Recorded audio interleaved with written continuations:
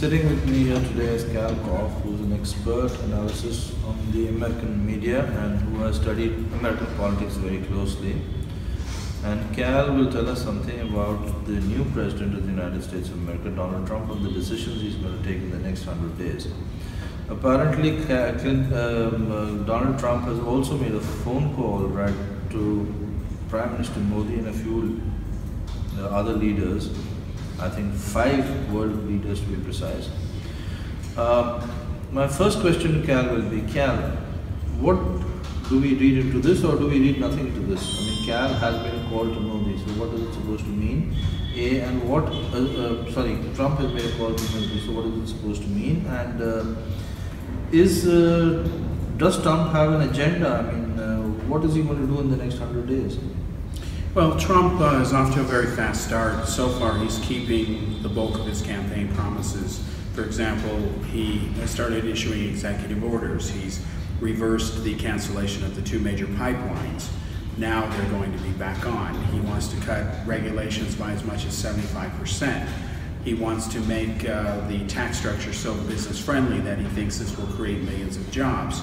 So what he's done is he's going to be issuing executive orders that effectively ban Muslims from 7 countries, even if they have existing visas. Now, it's not a directive aimed only at Muslims. It's not a racist thing, and Muslims are not a unique race. It's a religion. But the fact is the countries that are being targeted are sponsors of terrorism. They're not stable, and the vast majority of their population are overwhelmingly Muslim. So he's doing that. He's also going to announce the beginning of building the wall with Mexico that he wants Mexico to pay for. And these are moves that are popular with people that voted for him. He has also officially started the process of repealing Obamacare. If he follows through with what he says, Obamacare will be improved. Even Obama said if he can improve it, he doesn't mind him calling it Trump care. To me, it's ridiculous that either individual would care if their name is in it.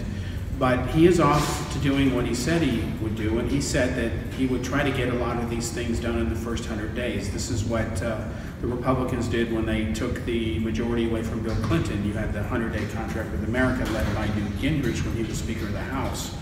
They've even identified over 30 infrastructure projects that they want to fast track for around $130 billion.